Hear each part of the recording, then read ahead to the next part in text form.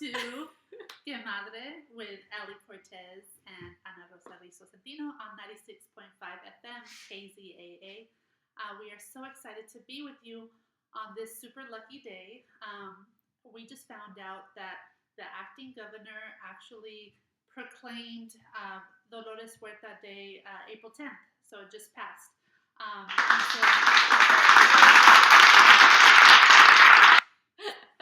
So I am super blessed that I got to be trained by Dolores Huerta in how to run house meeting campaigns. And just meeting her, she's such a phenomenon. And she was the first of so many different things. And one thing that people don't think about is that she was the first ever Latina lobbyist in California. And to do that kind of work, you got to be tough as nails, right? As well as all the other amazing work that she did. And I just always hope that she knows how much people love her and that people want to hold her in community. And just for all of us, what would that feel like and be like if we were all able to be held in community? So we didn't always have to be tough as nails, and we can let our soft, gooey interior out as much as we want to and can. Because I can tell you, Dolores Huerta has got some moves. If you ever see her dancing, like she has such a beautiful, soft side with, just so much joy, right? And I've said this before, and I'll say it again.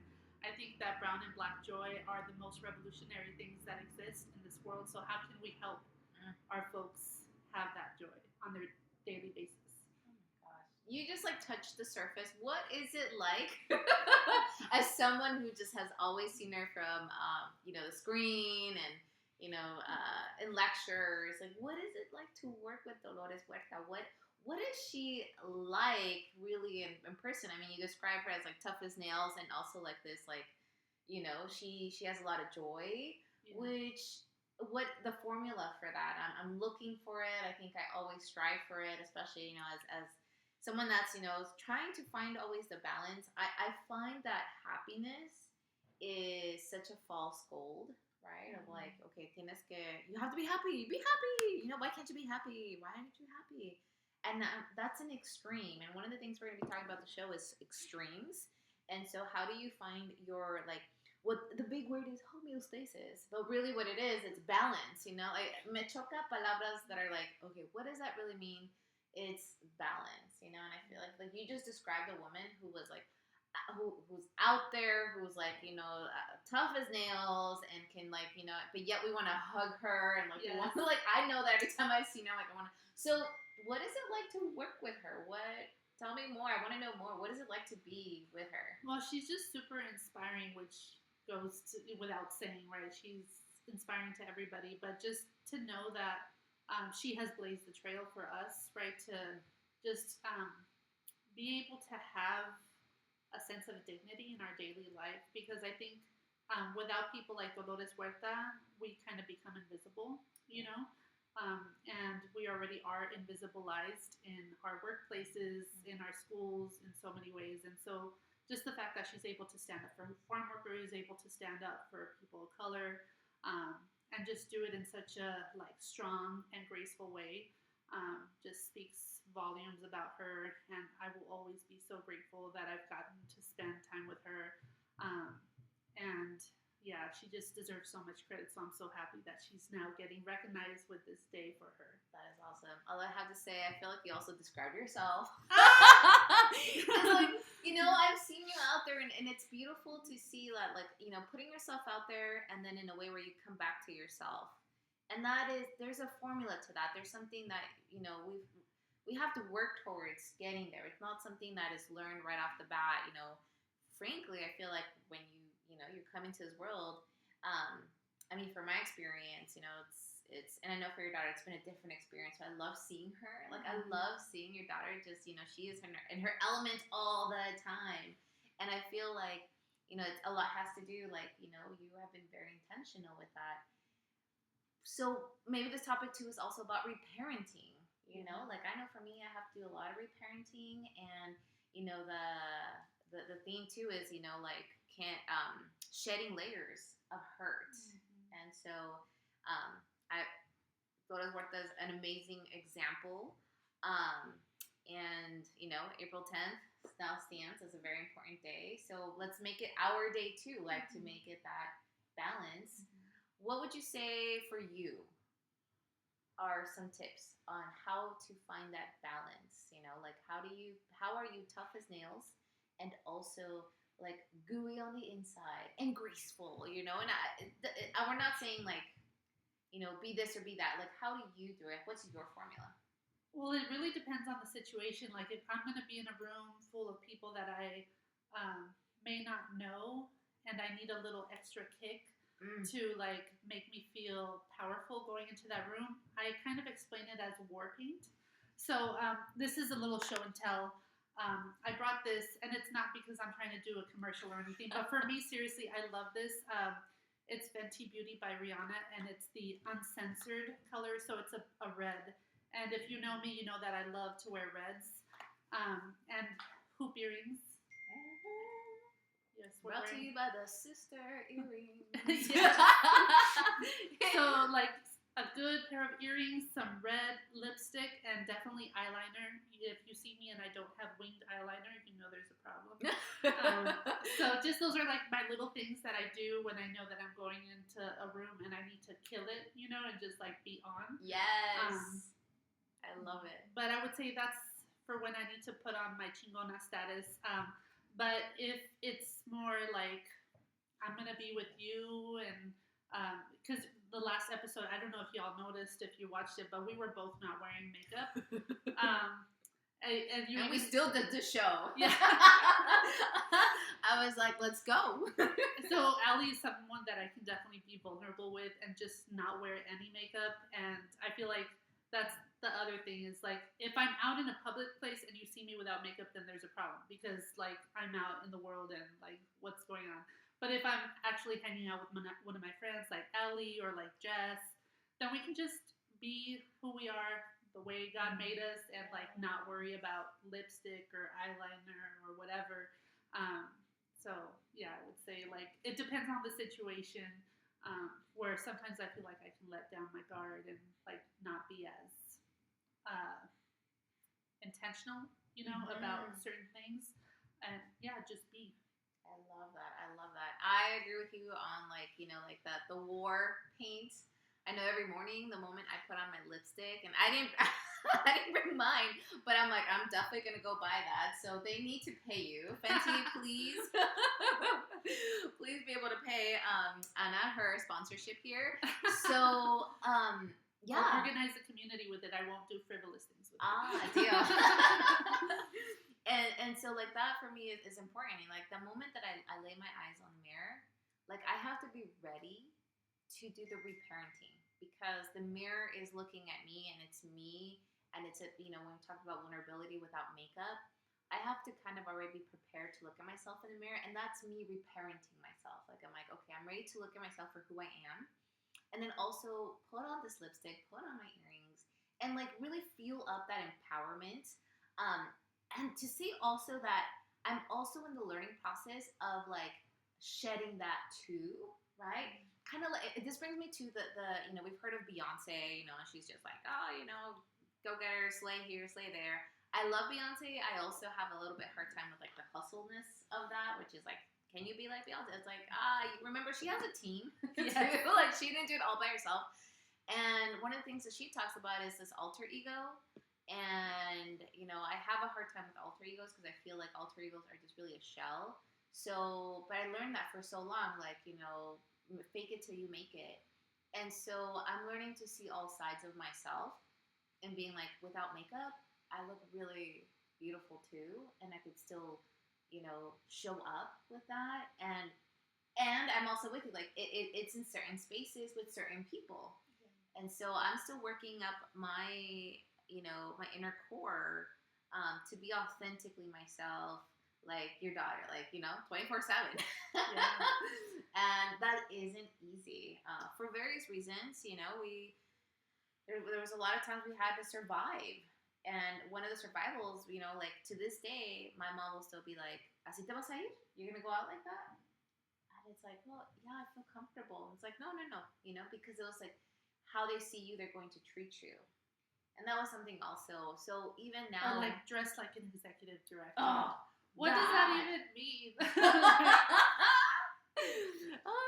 And we'll transition really quick. If you're listening to 96.5 FM KZAA with your co-host Ali Cortez and Ana Rosa Rizzo Centino on Que Madre with Bienestar Latinx. Thank you for listening. Thank you for that station identification. Yeah.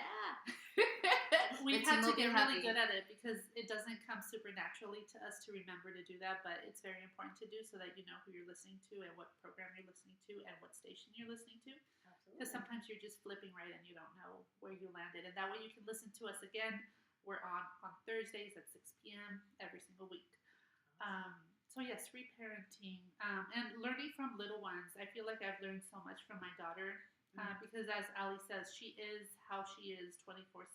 Like she doesn't have to put on any kind of exterior or, she's just who she is. And I think that it's important to look to the little ones to learn from them because there are things that they know just naturally and innately that they forget or that we forget as we grow because the K through 12 system, because of capitalism, because of colonization. And so I think it's just so important to remember who we're meant to be and that who we are meant to be is beautiful and we shouldn't be afraid of that. Yes. And it can be so confusing in the process of like, who are you? Who are you really? And I've always said, if you are in doubt, go to your child, like the child that was really exploring, that was like, what is this? What is that? What were the joys that brought you, when you were little? And for me, I know like it was dancing. And I also have learned that when I am in distress, I will come back to balance through dancing. I used to love to dance, like it was, you put any music and I would dance. And then little by little that got chipped away because of like, oh, like people are watching. Don't dance like that, so it became like a secret where I would dance in my like living room by myself and I was like, no one's watching, now I can. And so that still has lived with me for so long. But one thing that most people don't know about me is that when I was in City College, I was going through a transition as well. There's always stages of change. And I was in a place where I was just severely depressed. And I just happened to, sign up for dance class because that was the elective that was available and I had to take classes. By this time, I had taken a bunch of random classes because my parents were like, I want you to be a businesswoman. I have no freaking idea what that meant, but I just took business classes. Whatever was handed to me, I would take it. I was just living by what other people wanted me to do. But I got really lucky that one of the things that came to my menu was a dance class, and I loved it so much. And I didn't know anybody in the class, so it was nice to just dance and be like, well, nobody knows. Well, the teacher was like, hey, you're really good. And I was like, thanks. She's like, you should join our dance company. And I'm like, oh, I'm not that good. What are you talking about? She's like, no, really. And she asked me, she's like, where did you train? And I was like, in my living room in the secret. She's like, no, she really brought that out in me. I loved it. It was something where I learned how to be that vulnerable person that dances and is excited about life and moving my body and enjoying my body in the public, because then we had to do this big presentation. And it really activated something in me. I think that was something that was, medicina for my soul that I needed to tap into. So that's kind of, when I'm feeling down, now I know it's like, I ask myself, are you dancing? Are you singing? And these are just things that are, go back. I have a friend who recently, actually one of our co-founders from Bienestar Latinx, he was kind of looking in it for his path, and we went to that question. What? And we asked, no, it's actually not that person. Oh, it's the other one. What? Yeah. And so he, we talked. I was like, what's your childhood passion? What does it mean to play for you? And we're like, let's tap back into our child. And for him, he was like, I always wanted to fly. So after that conversation, I saw just things started shifting in him. And now he's like almost done with his pilot's license. He is flying all the time. Like, he found a way. Oh my goodness. So I'm a firm believer, really. It's like, if you are lost, go back to that inner child. And I know there's layers to this because it's not always easy because of, like, childhood trauma. You know, like, there was a lot of things that could have happened to us as we're growing up. You know, we're very vulnerable. But to navigate that and to find, like, oh my gosh, I used to love doing this. Trust me, like, something's going to spark in there. So those are just a few recommendations. Well, that's worked for me. So that's something that you all may not know about Allie. Let's go into some more things that you may not know about you or me. I almost stole my copy. More? Yes. A ver, vamos. So I also am a swing dancer, and I used to do Polynesian dancing and ballet dancing. I don't do ballet dancing or Polynesian dancing anymore, but I do still swing dance, and I'm actually going to be swing dancing this weekend. So I'm looking forward to that. Other things you may not know about me is I love basketball, and my favorite team is Lakers. Something else people don't know about you. Oh, that is awesome. I'm also a Lakers fan. Yes. Yes. I love it. So actually, you and I share something in common. I love salsa dancing. And the reason was, again, I found myself in a really tough place. I was in a very, very toxic relationship. And what kind of kept me, like, insane was I started doing some weightlifting at the time. But it didn't fully satisfy. I was like, something's missing.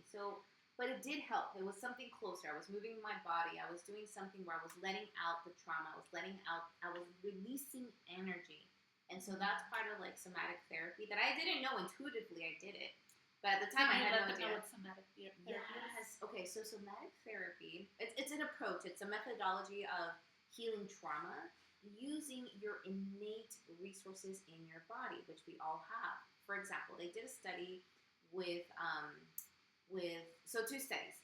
One was with polar bears. And so polar bears, when they try to track them, right, because they want to see how they're doing and all that for research. So, but in the process of doing that research, they do traumatize the poor bears. I mean, like, they're being hunted down. You know, they're running away from these humans with these tranquilizers, and then just the impact of. So it is a traumatic experience for sake of research. So they were researching the stress response of the polar bears, and what they noticed is that after the traumatic experience, when they would wake up, they would what they call violently shake, right? Mm-hmm.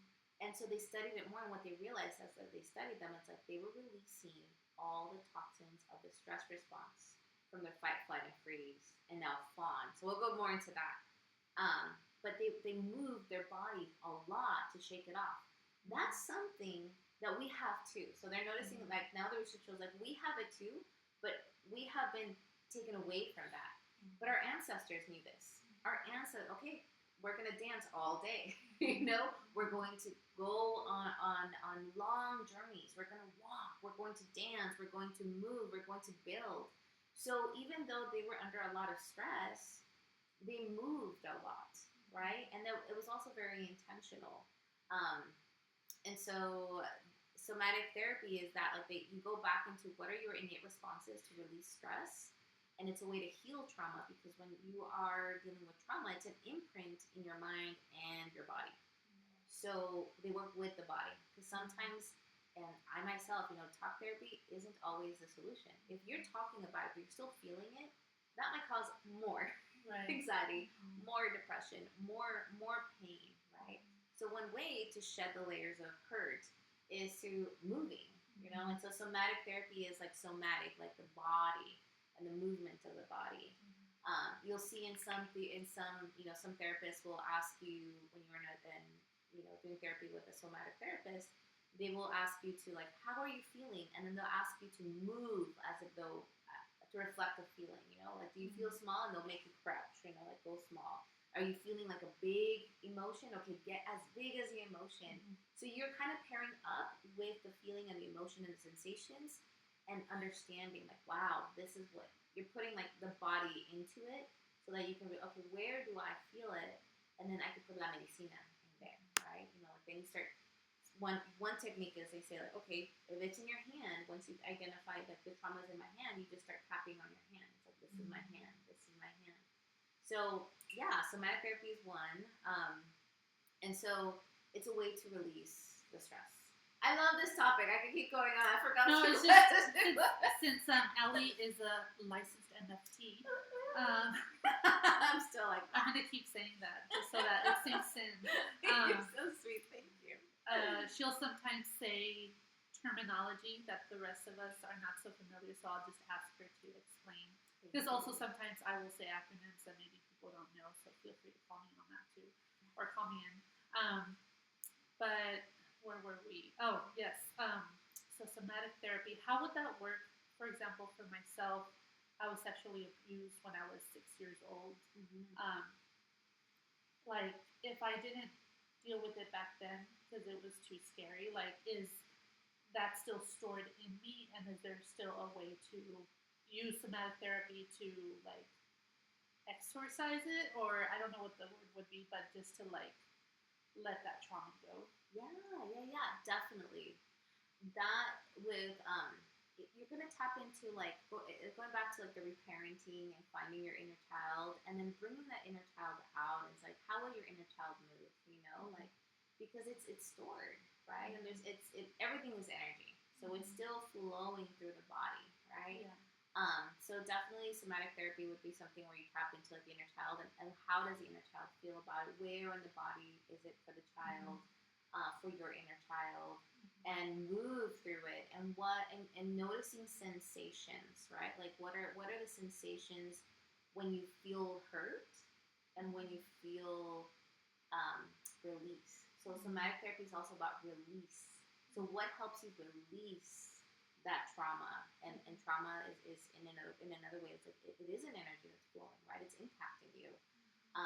So through various sessions, you would kind of do like an assessment first, like where does it live, what's going on, and then getting to know yourself and like really what are my sensations, when is it when I'm holding in it, and not that you are intentionally holding.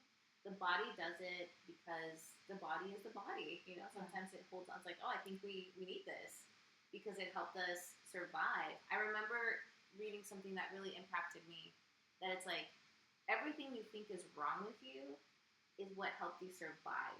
Wow. So it's a way to give meaning to like your symptoms, because sometimes we're like, oh, I hate this, and we try to suppress it, but yet it's going to live. So then we're actually rejecting ourselves and not accepting, like, this is where I'm at right now. Yeah. And so you don't get there because it's like, I don't want to feel that. Mm-hmm. So to be like, wow, like I had to develop these things to survive, right?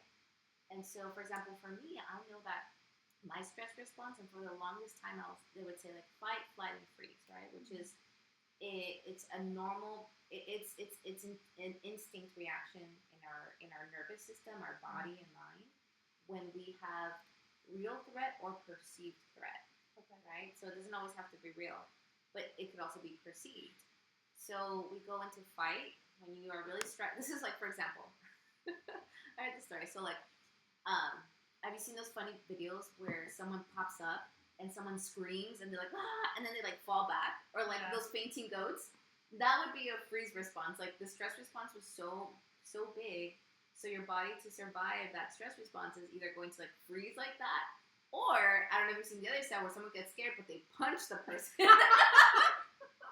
That's fight. That is fighting. That's your fight response. Then you also have, so it's fight, flight, and flight is like those people that just run away. So have you ever been ghosted? I mean, I've been in a relationship since 1999. So okay, so the term didn't exist back then. And it was impossible. Well, I myself I used to think I was like more of a freezer, where it's like, I have a hard time with conflict.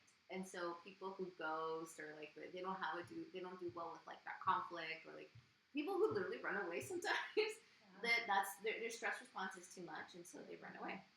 The other one that we're finally talking about, which I'm so excited, is the fawn response, which is like, okay, you have learned to people please to survive. that is me. That is little Allie. I, for various reasons, I didn't know the language in schools.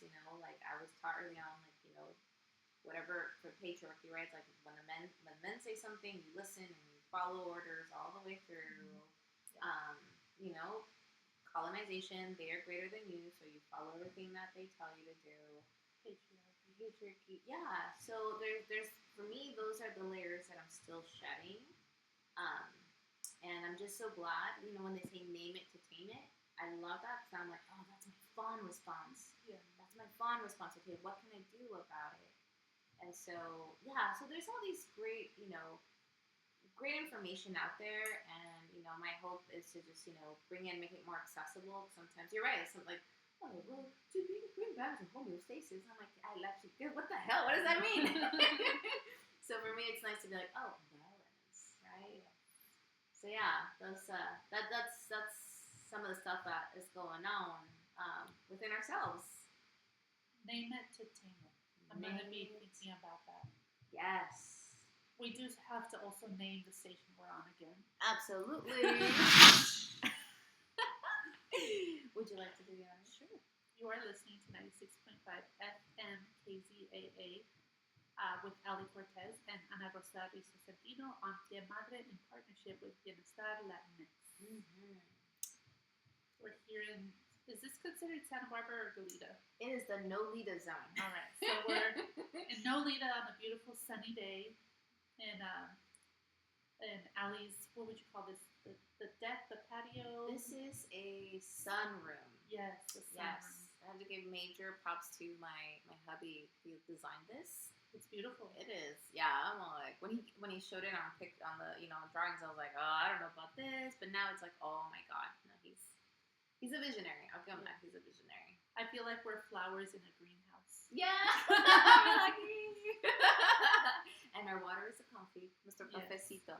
Yes. So you said something before we started recording that I was like, ooh, this is interesting because every time I go on social media, I'm always seeing like these posts like, oh, this se chingona, you have to se chingona. Okay, you kind of told me, but I hope if it's okay. Like, I would love for the audience to like, what do you feel about this word? What are your thoughts about chingona? Okay, I have a love-hate relationship with that word. I'll just admit it. Sometimes I love it because chingona, in case you're Spanish impaired, is like you're a badass, and I like that. However, we all have this soft, gooey inside that loves and doesn't have to be that hard person outside. And so I would love for us to kind of figure out if there's a different word that kind of alludes to someone who is a badass, who is a chingona, but also is very loving and caring and soft. So I don't know if we're going to make up that word during the process of this show, but that's just something that I've always felt about that word, and like I don't always like to use it just because it's good. It's in certain situations you need it, but you don't always need to be a chingona. You can be, let's see, what's the word? I like the word jefa. Jefa. Okay. Yeah. I said that once, and one of my youth was like, "What? Isn't that a bad thing?" So I don't know. Apparently, there's another meaning to it, but not in like the Spanish context. Heifer. It sounds like heifer, which is not a good thing. Okay. Well, but I like the word jefa because I'm with you. Like chingona, I think for me also like it kind of strikes a chord.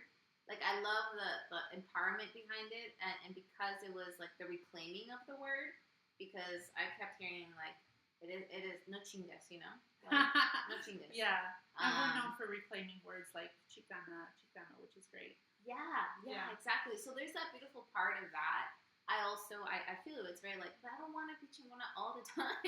It feels like that again kind of goes into like that hustle culture, and I'm more lenient now towards I am recovering from the hustle culture. Like I'm still recovering from that, and I'm leaning more into this wellness culture of like balance. Yeah. Like what you said. Like I am a badass, and also I'm gooey.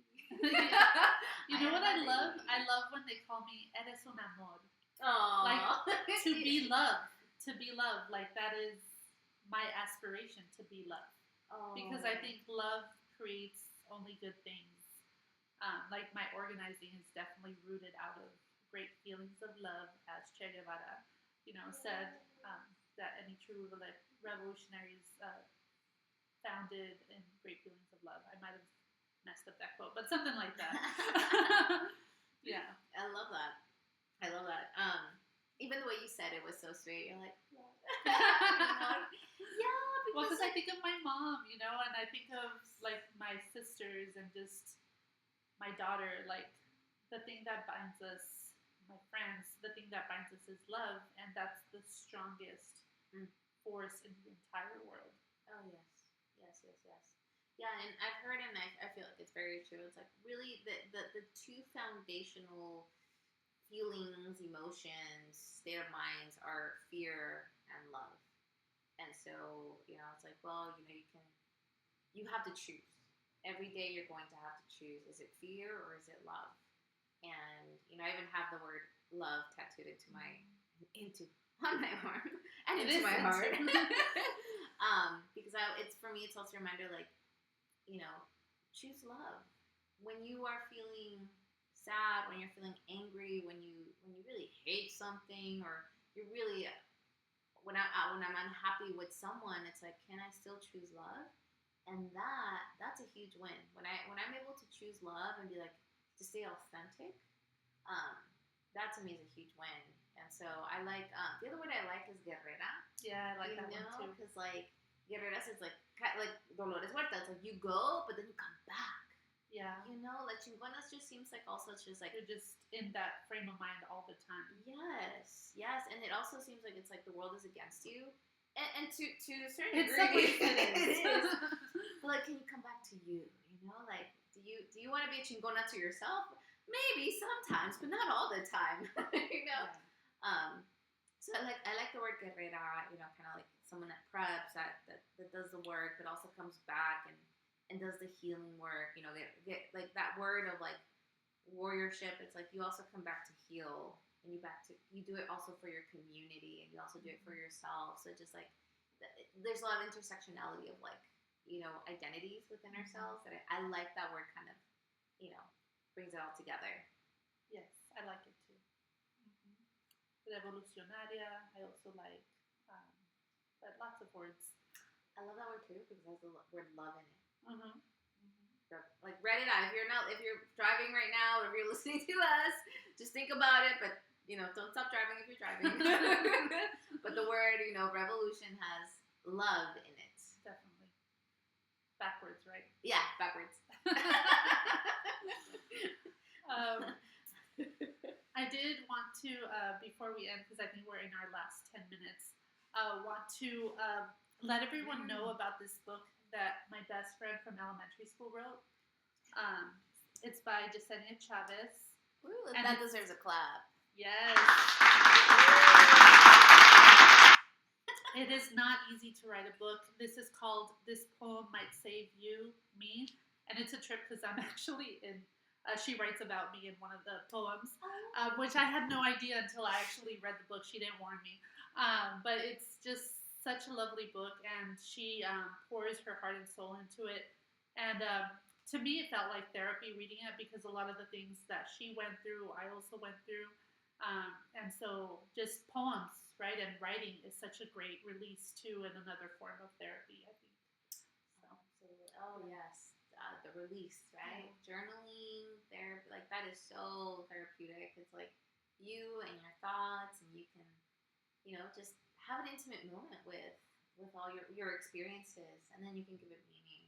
I love that. I'm definitely gonna buy that book. So I feel like anything that you bring in, I'm like, yeah, I want that too. It's on my cart. It's on my cart. Well, we still gotta do our shopping excursion. We have to have the Zoom running while we're doing it. That's gonna be so much fun. That's so much fun. Anything, I'm down for some Target. Yes, we say Target to make it sound fancier, but you all know what we're talking about. My daughter loves that place. I love it. Okay, well, I think, one thing that I want to leave, with the show is Because I think the show is really about like shedding layers, about coming back to youth, balance, reparenting, and having our inner child also get healed. And one way that I think has helped me identify, especially because we have to do it almost like a moment by moment. It's like not something that you could just, okay, I'm gonna do it in the beginning of the day, and at the end, it's almost like a moment by moment. Getting to know yourself and be like, where are you at? Is taking the deep, the slow breaths. I don't like deep breaths, slow breaths. And I like to ask myself, what is my trigger and what is my glimmer? Because we know the word trigger a lot. I mean, it's been used over and over. So it's like, okay, but again, balance. Okay, yes. And, what is the glimmer? And like I said, happiness to me is an extreme, which is like, it's great. It's like when you accomplish something, when you do something that brings a lot of happiness, that's great. But I also like to focus on the things that were glimmering, just that nice hint, when you look at this, you don't look at the sun, but when you're looking at something and the sun kind of beams in, and it's like, wow, that ray of sunshine, or that ray of la luna, the moon, just did something to me, So, leaving with this, it's like, what is your trigger and what is your glimmer? Ask yourself that. I know for me today, definitely my glimmer is this. Like, yay! This is so exciting. And I think my trigger, like maybe themes of my triggers so far have been, just sometimes like just work overload, and sometimes feeling like I'm not efficient, or I haven't been able to get organized with all of that. I feel that. Right? It's in my neck. It's in my shoulders. Yeah, see, it's triggering.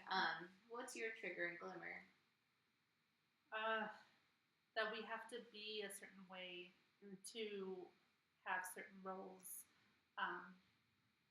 I think I alluded to this in if not the last episode, the one before that, executive director, right? And how you have to look the part, and the part that people are used to are white men. So of course I'm never going to fit into that, nor do I want to. And I will say that again, nor do I want to, because we have so many gifts that people just need to open their eyes to, but they're so stuck on their box that is this small, and they can't see us for our entire worth and our entire beings. And so if they can't see it, that's too bad for them. But at least if we can love ourselves, then that's the whole battle right there.